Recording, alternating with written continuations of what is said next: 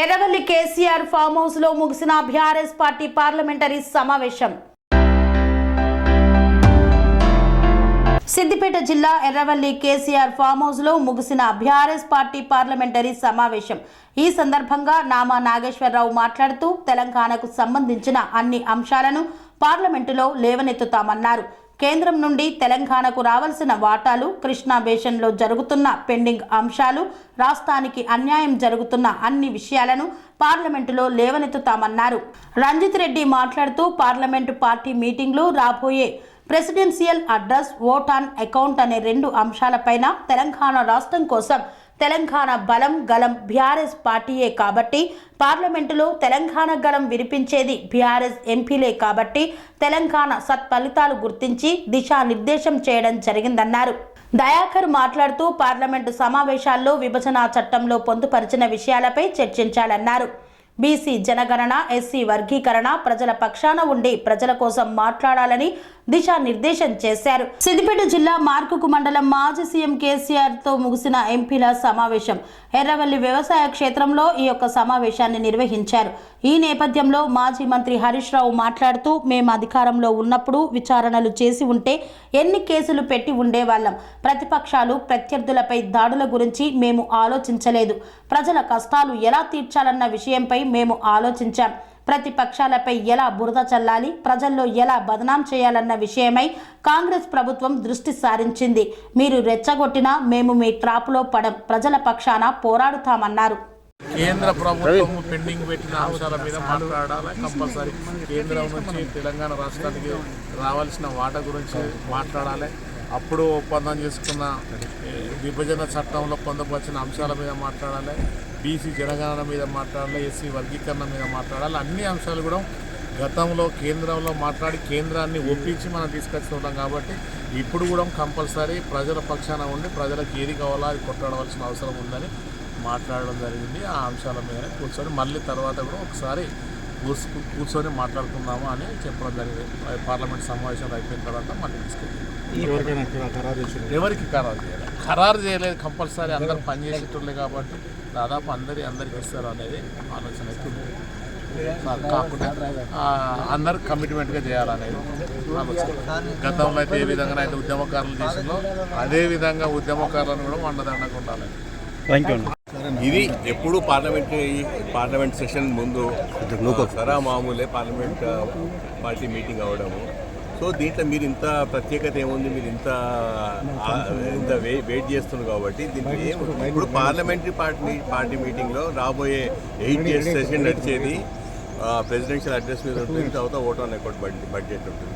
ఆ 2 అంశాల మీద తెలంగాణ రాష్ట్రం కోసం తెలంగాణ గలం బలం దళం బీఆర్ఎస్ పార్టీయే కాబట్టి ఉన్న 3 కాంగ్రెస్ ఎంపీలు మంత్రులు ఇక్కడే రాష్ట్ర క్యాబినెట్ ఉన్నారు కాబట్టి అక్కడ తెలంగాణ గలం విప్పి మాట్లాడేది బీఆర్ఎస్ ఎంపీలమే కాబట్టి తెలంగాణ రాష్ట్ర సత్ఫలితాల గురించి ఏమేం చేయాలో అవన్నీ దిశానిర్దేశం చేయడం జరిగింది.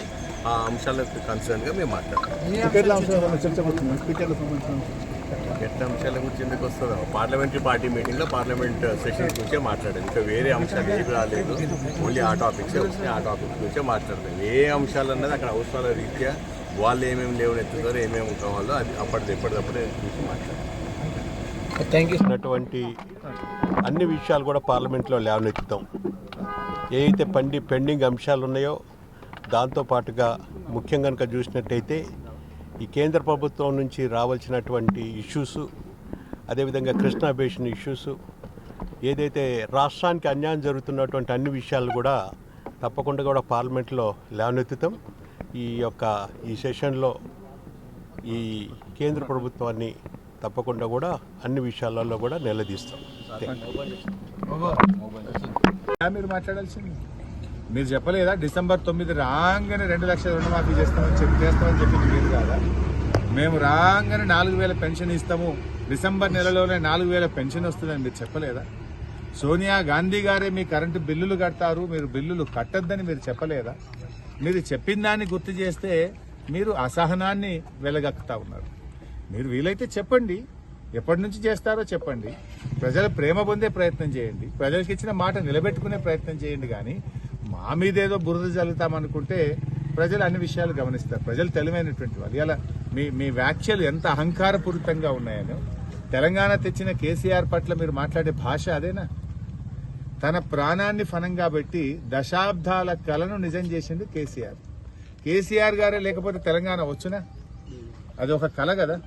అలాంటి కానే కాదు రానే రాదన్న తెలంగాణ తెచ్చిన కేసీఆర్ తన ప్రాణాన్ని ఫనంగా పెట్టి చావు నోట్లో తలబెట్టి తెలంగాణ తెచ్చిన కేసీఆర్ పట్ల మీరు మాట్లాడే భాషను, ఆయన పట్ల మీరు వ్యవహరిస్తున్న తీరును ఇవాళ తెలంగాణ సమాజం గమనిస్తూ ఉంది. ఎందుకంత మీరు తొందరపాటు పడుతున్నారు? మీరు అధికారం ఇచ్చారు ప్రజలు, ఓకే చెయ్యండి.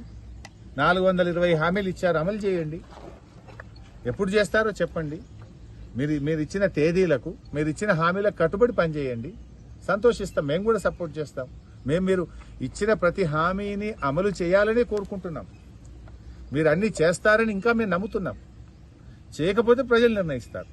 మీరు చేసే విధంగా ఒత్తిడి తేవచ్చే బాధ్యతను ప్రజలు మాకు అప్పచెప్పినారు. ప్రతిపక్షంగా మీ మీద ఒత్తిడి పెట్టి మీరు ప్రజలకు ఇచ్చిన మాట అమలు జరిగే చూసేటట్టు బాధ్యత ఇలా ప్రజలు మాకు ఇచ్చారు. ప్రజలు ఇచ్చిన బాధ్యతను మేము నిర్వర్తిస్తా ఉన్నాం. కానీ మీకు ప్రజలు బాధ్యత ఇచ్చారు. మీరు ఇచ్చిన మాట నిలబెట్టుకోండి అని ప్రజలు మీకు బాధ్యత ఇచ్చారు. ప్రజలు మీకు ఇచ్చిన బాధ్యతను మీరు నిర్వర్తించండి, ప్రజలు మాకు ఇచ్చిన బాధ్యతను మేము నిర్వర్తిస్తాం.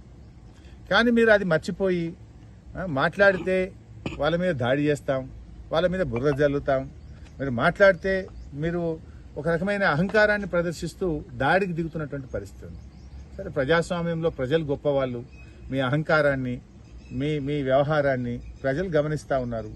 మీకు ఓపిక లేదేమో, మీరు సహనాన్ని కోల్పోతున్నారేమో, కానీ మాకు ఓపిక ఉంది, సహనం ఉంది. చెప్పాను, గతంలో కూడా ఈ ప్రభుత్వాన్ని కోరారు. మీరు 100 రోజుల్లో అమలు చేస్తామన్నారు. మరి మార్చి 17వ తేదీకి 100 రోజులు నిండుతా ఉన్నాయి. రేపు ఎన్నికలు నోటిఫికేషన్ ఏదో వస్తుంది ఫిబ్రవరి 20వ తారీఖు అని వార్తలు వస్తూ ఉన్నాయి. ఫిబ్రవరి 2వ వారంలో 3వ వారంలో ఎలక్షన్ నోటిఫికేషన్ వస్తుందని అంటా ఉన్నారు. మరి రేపు ఏమంటారు మీరు? ఎలక్షన్ కోడ్ వచ్చింది కదా, 100 రోజులు అయింది, అయ్యో మేము అమలు చేయలేకపోయాం, కోడ్ వచ్చిందని మీరు చేతులు ఎత్తితే ప్రజలు మిమ్మల్ని నమ్ముతారా? నిజంగా 100 రోజుల్లో మీరు చేసేది నిజమైతే ఎన్నికల కోడ్ రాకముందే మీరు ఇచ్చిన హామీలు అమలు చేయండి. 6 గ్యారంటీలు అంటే 13 హామీలు ఉన్నాయి 6 గ్యారంటీల్లో. మీరు మహిళల విషయంలో ఒకటి చేసి ఒక గ్యారంటీ అయిపోయింది అంటున్నారు. మహిళల విషయంలో మీరు 3 ఉన్నాయి అందులో అంశాలు. 2,500 రూపాయలు ఇవ్వాలి, మహిళలకు ఉచిత బస్ పాస్ ఇవ్వాలి, మహిళలకు గ్యాస్ 500 రూపాయలకి ఇవ్వాలి. ఆ 3 చేస్తే ఒక హామీ అమలైనట్టు. మొత్తం 6 హామీల్లో కలిపి 13 ఉన్నాయి. 13 కూడా మీరు చెయ్యాలి. చేసినప్పుడు 6 గ్యారంటీలు అయినట్టు. 13 కాకుండా మీరేమన్నారు? 9వ తారీఖు నాడే 2 లక్షల రుణమాఫీ చేస్తామన్నారు. రాగానే వడ్లకు బోనస్ ఇస్తామన్నారు. రాగానే 15,000 రూపాయలు రైతు బంధు వేస్తామన్నారు. ఇవి మీరు చెప్పినాయి కదా, అవి చేయండి అంటున్నాం మేము. ఇంకొక వైపు నిరుద్యోగ భృతిని స్వయంగా ప్రియాంక గాంధీ గారు చెప్పారు, మేనిఫెస్టోలో పెట్టారు. అసెంబ్లీ సాక్షిగా మేము చెప్పనే లేదు అని ఆర్థిక మంత్రి గారే మరి బుకాయించే ప్రయత్నం చేస్తే మేము వదిలిపెడతామా ఏంది? ఖచ్చితంగా నిరుద్యోగ భృతి ఇవ్వాల్సిందే. మీరు నిరుద్యోగ యువకులకు ఆశలు కల్పించారు, మేము ఇస్తామని చెప్పి మీరు నమ్మజెప్పారు. మరి ఇవాళ మేము చెప్పనే లేదు అని అసెంబ్లీ సాక్షిగా అబద్ధాలు చెప్తే ఇవాళకి మీరు క్లారిఫికేషన్ ఇవ్వలేదు. నేను అడుగుతా ఉన్నాను గౌరవనీయులు బట్టి విక్రమార్క గారిని, మరి ఆ రోజు తొందరపాటులో చెప్పారు, మర్చిపోయి మీరు అసెంబ్లీలో చెప్పలేదేమో. ఇప్పటికైనా స్పష్టత ఇవ్వండి, ఎప్పటి నుంచి నిరుద్యోగ భృతి ఇస్తారో చెప్పండి. అందువల్ల 6 గ్యారంటీలను, 2 లక్షల రుణమాఫీని, 4,000 రూపాయల పెన్షన్ను, యాసంగిలో వడ్లకు 500 రూపాయల బోనస్ సంబంధించిన జీవోలన్నీ కూడా ఎన్నికల కోడులోపే ఇవ్వాలి. ఎన్నికల కోడులోపు ఇచ్చి మీరు వాటిని అమలు చేస్తేనే ప్రజలు మిమ్మల్ని నమ్ముతారు. అదర్వైజు మీరు దాటవేసినట్టే.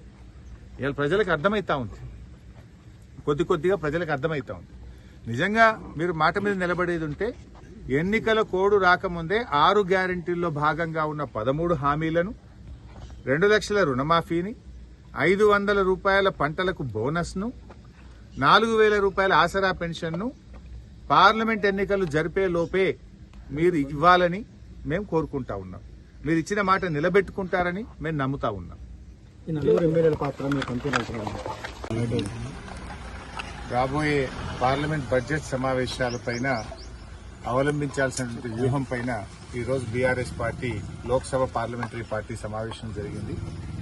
ముఖ్యంగా మరి ఇప్పుడు జరుగుతున్నటువంటి పార్లమెంట్ సమావేశం ఈసారి లాస్ట్ పార్లమెంట్ సమావేశం జరగబోతా ఉంది.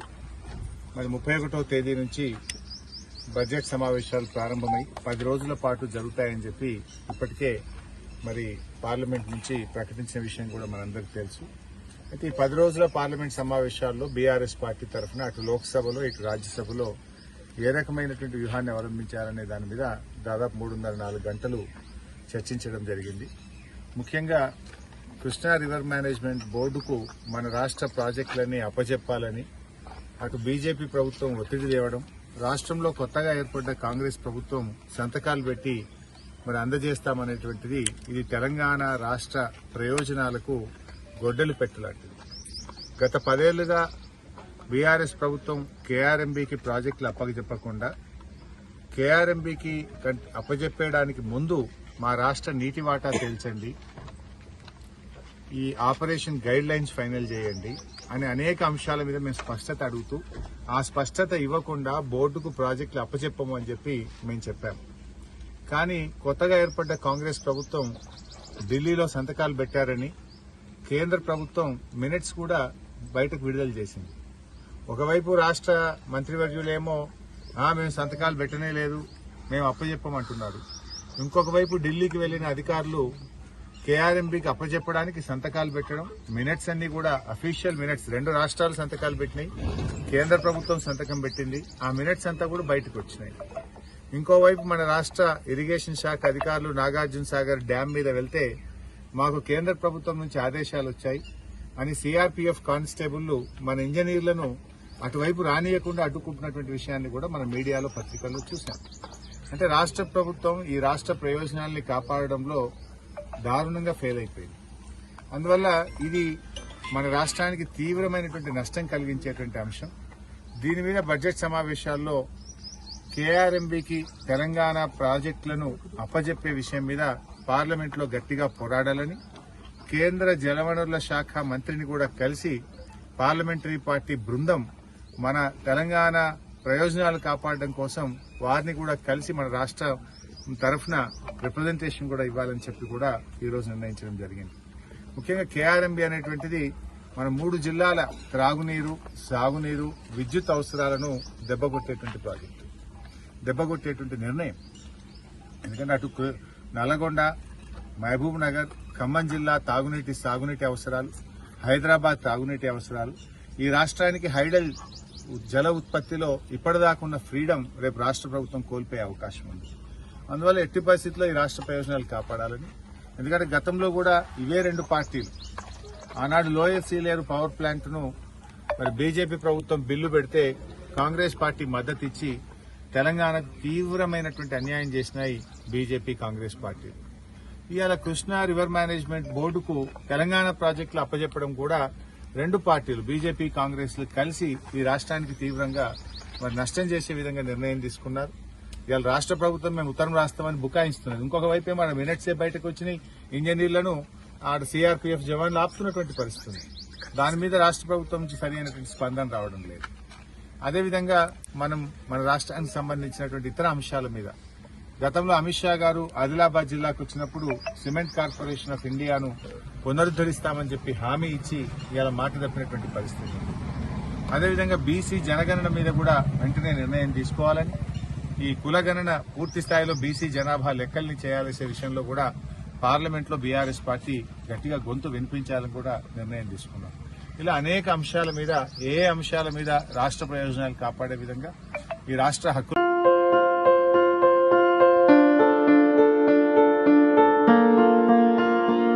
సంస్కృతి, సంప్రదాయం, ప్రేమ, ఆప్యాయత, రాజసం ఉట్టిపడే వేడుకలకు అనువైన ప్రదేశం MLN కన్వెన్షన్ హాల్. కని విని ఎరుగని రీతిలో జరిగే మీ ఇంటి కళ్యాణ వైభోగానికి అందమైన కళ్యాణ వేదిక MLN convention hall. MLN convention hall ప్రత్యేకతలు: సువిశాలమైన wedding halls, centralized AC, banquet hall మరియు విశాలమైన డైనింగ్ హాల్, వధువరుల కోసం ప్రత్యేక AC మరియు నాన్ AC గదులు, నక్షత్రాల వెలుగులో పచ్చని పచ్చికపై పాట పార్టీల కోసం అనువైన గార్డెన్. MLN కన్వెన్షన్లో CCTV పర్యవేక్షణతో పూర్తి భద్రత. ఎక్స్పీరియన్స్ అండ్ ప్రొఫెషనల్ వర్కర్స్ గల అన్నపూర్ణ గ్రూప్ వారి సేవలు. 2000 వాహనాలు పార్కు చేసేందుకు సువిశాల పార్కింగ్ సౌకర్యం.